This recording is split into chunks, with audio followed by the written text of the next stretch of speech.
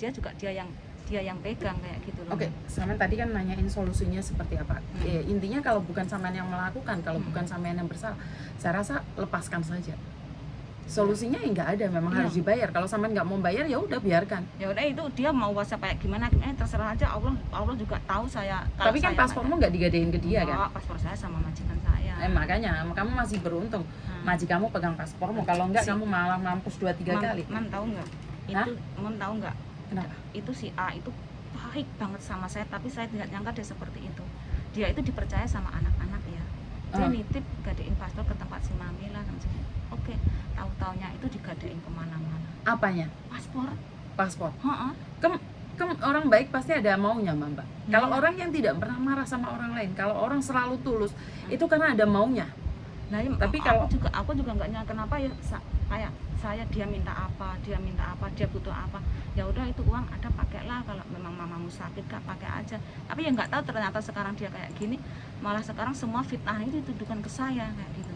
Sekali lagi, karena saya tidak tahu permasalahan kalian dari awal, saya cuma dengarkan curhatan dari sampean. Menurutku, jangan mudah percaya sama orang, karena orang baik ada tujuan. Kalau orang yang berteman beneran, Mbak, sama melakukan kesalahan di lokno langsung, nggak tebeng aling-aling, kamu selalu dimaafkan. Jadi menurutku adalah tidak ada yang salah dengan pertemanan itu. Tapi kalau orang terlalu baik, hati-hati. Orang yang tiba-tiba ngeceng kamu, orang tiba-tiba ngasih kamu, itu sebenarnya lebih hati-hati gitu loh. Karena tidak ada orang yang tulus, Mbak. Keluarga aja bertengkar, marah dan seperti itu. Iya, kalau apa namanya, sebenarnya aku kepengen masalah ini semua beres semua. Tapi si A ini telepon si rentenir ini pakai privat number. Harusnya si rentenir itu kan ayo bareng-bareng lah, kumpul bareng, mana yang benar mana yang salah. Kamu tidak berhak mengatur orang lain. Biarkan mereka mengatur hidup mereka sendiri. Yang perlu kamu atur adalah dirimu. Selagi kamu tidak melakukan, sudah lupakan aja. Lupakan aja, lepas aja. Lagian bukan salah kamu. Kalau itu memang bukan salah kamu, tapi kalau kamu terus mencoba untuk mencari siapa yang benar siapa yang salah, malah berantakan. Intinya sampai tidak melakukan apapun, biarkan saja. Seseorang yang memfitnah kamu hanya butuh waktu, Mbak. Hanya butuh waktu. Itu waktu tidak cuma 1 bulan 2 bulan. Namamu akan tercemar 2-3 bulan, 1 tahun 2 tahun. Bahkan kamu akan dibawa kemana-mana tentang orang pencarian utang atau apapun. Itu hak mereka, karena kamu tidak berhak mengontrol pikiran orang lain. Saya itu sudah berbulan-bulan loh di apa, kayak muka saya dikasih tai sama dia ya. Dia minta tolong pinjemin uang sama dia, ibuku dari rumah sakit, dikasih gambar tolong ibunya dibawa dari rumah sakit. Bukan, aku yang merasa yang bodoh itu sampean. Iya. Memang saya merasa bodoh banget, kenapa saya baik sama dia terus sekarang balasan dia kayak gini. Bukan, orang baik tidak ada masalah. Tidak ada yang salah dengan orang baik. Tapi tidak sebodoh itu. Orang baik tidak perlu bodoh. Nah iya. Yang saya tanyakan adalah sampean bodohnya di situ. Kenapa? Kamu boleh baik, tapi jangan sampai bodoh. 1, kamu punya keluarga, tujuanmu ke sini bukan menyenangkan siapa-siapa. Kamu butuh uang buat keluargamu. Jadi sekali lagi, hari ini kamu nangis pun telat. Sudah terlanjur. Sudah telat semuanya, semua sudah hancur. Maka dari itu aku selalu bilang, sudah berlalu, biarkan. Gimana solusinya? Lepaskan. Jangan pernah berhenti untuk jadi orang baik. Karena orang sudah membuat kamu seperti ini, tidak perlu berhenti untuk jadi orang baik menurutku. Tetaplah jadi orang baik, tapi bukan berarti menjadi orang bodoh. Ngerti nggak maksudku? Paham. Kamu tetap jadi orang baik, menolong orang itu tetap. Tidak perlu berhenti gara-gara orang lain menyakitimu. Karena apa? Gak usah khawatir, Mbak. Karma itu tidak akan keliru kok. Kalau sampai menanam kebaikan, dan ingat, siapapun yang menghina kamu jangan dibalas. Enggak, Mem. Dari kemarin itu dia sudah yang mulai dari minta dipinjemin uang di sana, enggak dibayar, sampai aku satu kampung dia mau, insya Allah saya ikhlas. Bukan, dari sekali lagi aku bilang, waktu akan membuktikan. Waktu akan membuktikan. Dan aku tidak tahu kamu curhat hari ini itu benar-benar dari hatimu atau tidak. Tapi intinya, waktu akan menjawab. Dan rekaman ini di YouTube ini suatu saat akan menjadi bukti bahwa kamu tidak bersalah. Ya memang, makanya. Paham nggak maksudku? Saya juga. Suatu saat namamu akan baik sendiri. Aku itu sampai tadi saya nggak pernah sholat ke Wanjai ya. Saya nggak bisa sholat di sini. Saya nggak bisa sholat, nggak bisa apa, ikut majikan saya nggak mau pakai, nggak bisa pakai hijab katanya. sampai saya nekat tadi curi saya pergi ke Wanja. Cuma saya minta doa sama Allah, saya ngomong sama Tuhan, Tuhan kalau memang yang difitnahkan ke dia itu benar, saya punya utang 30.000, kasih saya umur panjang, rezeki panjang, biar saya kasih bisa bayar ke dia. Kalau fitnah itu tidak benar, balikan ke dia. Cuma itu aja Allah. Sebenarnya itu bukan hak kamu untuk meminta Tuhan membalikan itu. Doa kamu adalah buat kamu sendiri, dan berdoa buat orang lain yang baik. Salah sama doa seperti itu sayang. Doa tetap yang baik, siapapun yang menyakitin. Karena ingat, doa itu kembali pada yang punya. Jadi kamu tetap mendoakan dia yang baik. Jangan pernah mendoakan orang lain yang jelek. Benar. Aku sampai itu semua ya, semua rekaman Dengarkan situ. saya ngomong dulu. Berdoalah yang baik. Saat mulutmu berdoa, itu sebenarnya doa itu buat kamu. Nah, iya. Saat kamu mendoakan orang lain bahagia, sebenarnya kamu yang bahagia. Ingat omonganku. Mulai hari ini, lepaskan apa yang sudah. Karena itu bukan hak kamu, sudah berlalu. Yang kedepannya, jangan pernah berhenti jadi orang baik, walaupun hari ini ada orang yang menyakitimu. Ngerti nggak? Kualitasmu hanya kamu yang tahu, Mbak. Orang lain menghina kamu, nggak ada masalah. Hanya kamu yang tahu. Kalau memang kamu melakukan kesalahan, ya udah nggak apa-apa, hari ini nggak apa-apa, lepaskan. Jadi berarti Samen itu butuh makanan batin. Makanan batin ya sholat itu, ya doa itu, baca Al-Quran, diperbanyak. Dalam hati bisa kok, Mbak. Samen di rumah majikan bisa, dikir juga bisa. Itu semakin curi-curi, nggak perlu curi-curi, karena doa itu dalam hati. Bukan kalau aku pengen sholat itu kalau majikan aku keluar pas Bukan, keluar, gitu. bukan seperti itu. Maksud saya adalah doa itu dari mulut kita, dari hati. Jadi hati kita tuh bisa berdoa. Saat cuci baju, nyuci piring, saya sendiri, saya selalu berdoa, saya selalu baca parita, saya selalu memberikan apa ya, doa-doa. Tanyain Cece, pembantu saya tuh tiap hari di rumah saya tuh saya dengarkan ceramah parita, saya dengerin doa-doa. Kenapa? Karena saya juga butuh makanan batin, Mbak. Cuman bukan makanan nasi aja, saya juga butuh makanan batin. Kenapa? Dengan masalah anak-anak yang di luar sana, saya juga butuh loh. Paham nggak maksud? Begitu juga dengan Samen. Samen dikir kan bisa, doa kan bisa. Nggak bisa sholat, tapi Samen kan bisa doa. Bisa. Taruh di hatimu. Dan ingat, kalau kamu doa bukan untuk dirimu yang baik, juga buat orang-orang di keluarga yang baik. Paham maksudku? Paham. Jadi jangan usah takut. Nggak usah takut. Aku nggak tahu. Jangan putus asa. Jangan kecewa. Dulu saya pernah putus asa, sampai kepingin rasanya saya loncat. Tahu nggak, pokoknya tahun ini tahun kehancuran saya. Semua orang yang saya tolong menghancurkan saya. Sampai saya kepingin loncat dari tingkat 34. Saking nggak tertahannya. Coba nggak ada mertua saya yang baik, keluarga yang baik ngasih uang saya, ngirimin uang saya, nggak mungkin saya sampai saat ini. Bener. Nah, inilah yang saya tidak tahu, karena Samen terletekan dan Samen selalu semua ambil sendiri. Ingat sekali lagi, kamu di keluar negeri karena butuh keluargamu. Kalau kamu sampai bunuh diri, itu yang akan mengakibatkan siapa? Iya. Siapa yang akan menyesal? Bener Nah, memang. dan aku nggak tahu kenapa bunuh diri adalah seolah-olah itu jalan gitu loh saya. Kayak bulan-bulan kemarin kayak bener-bener kosong, sudah nggak ada pikiran gimana. Saya punya masalah, saya tidak berani cerita sama siapapun. Saya nggak berani cerita. Kamu sama sekarang ada siapapun. aku, kamu bisa melepaskan semuanya, Mas. Sudah sekarang kejadian kayak gini, saya masih bersyukur sama Allah. Orang tua saya masih mau jual sapinya buat ngirimin ke saya. Masih. Inilah yang salah, Mbak. Ini yang salah. Keluarga di Indonesia kirim uang balik, itu kamu masih beruntung, keluargamu baik loh. Alhamdulillah keluarga Kamu baik, bersyukur orang mertua Indonesia. baik, masih nulungi. Cuman aku kenapa saya baik sama teman saya saat dia susah, saya bantu. Kenapa dia tega sekejam ini sama saya? Saya cuma, apa salah saya sama mereka? Bukan mencari siapa yang salah. Karena apa, sekali lagi, ini kamu menanam karma baik buat kamu sendiri. Suatu saat kamu akan memetik. Samen percaya kan dengan karma? Saya percaya Pak. Saya percaya sama Tuhan juga. Saya percaya sama Tuhan, apapun yang saya lakukan. Kalau Samen percaya sama Tuhan, Samen nggak akan nekat untuk pingin bunuh diri dan ini itu sayang. Waktu itu saya memang benar-benar buta, soalnya saya nggak punya masalah, nggak berani cerita sama siapa-siapa. Sekarang tenangkan diri Samen. setiap kali rekaman ini dipublikasikan. Iya, saya tahu. Jadi bisa meringankan bebanmu.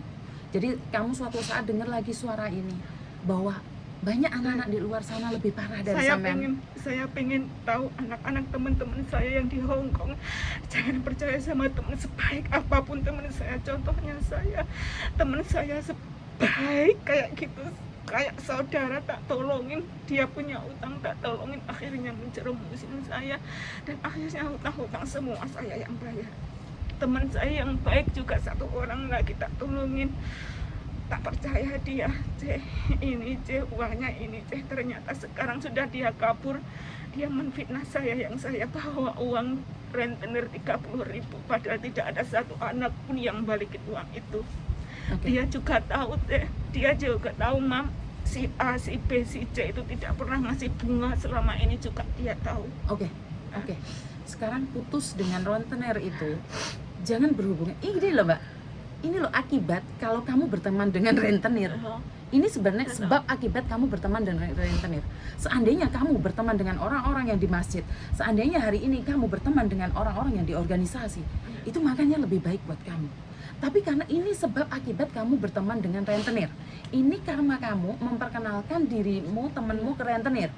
Dan ini nih juga karmamu. Kamu harus menanggung dari karmamu. Seandainya dari kemarin-kemarin teman-temanmu itu selalu ke wancai, sholat, baca Al-Quran, karmamu yang baik. Tapi sudahlah, karma sudah berlalu. Tidak ada yang salah dengan masa lalu.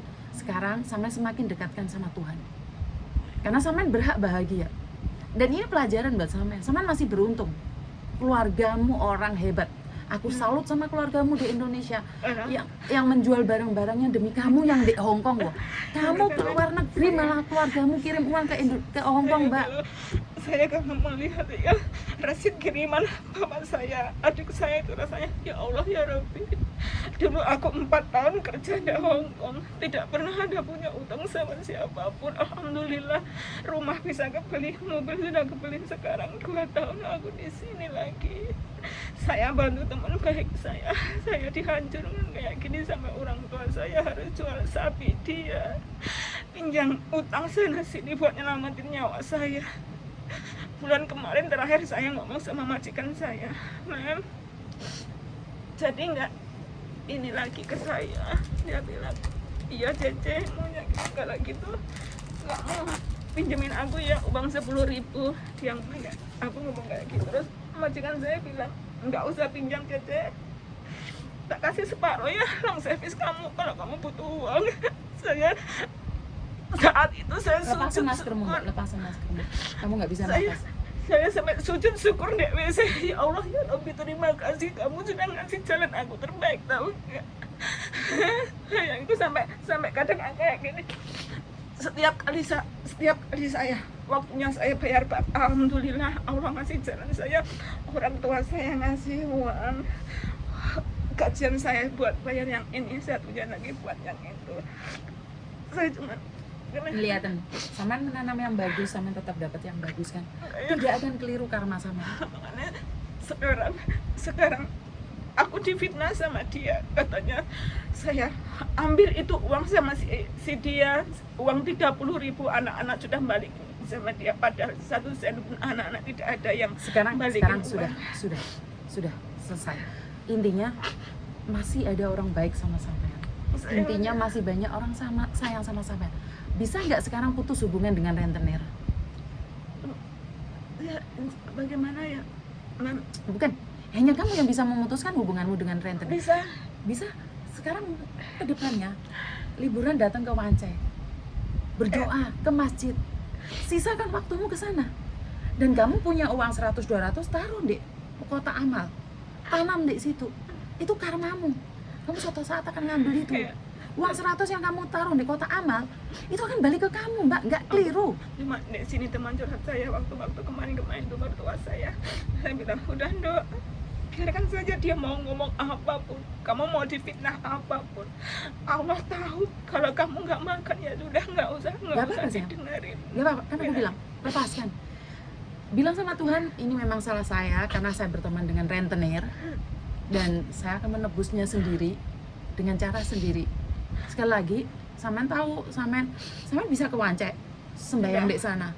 Itu hebat. Sampean punya jalan hebat.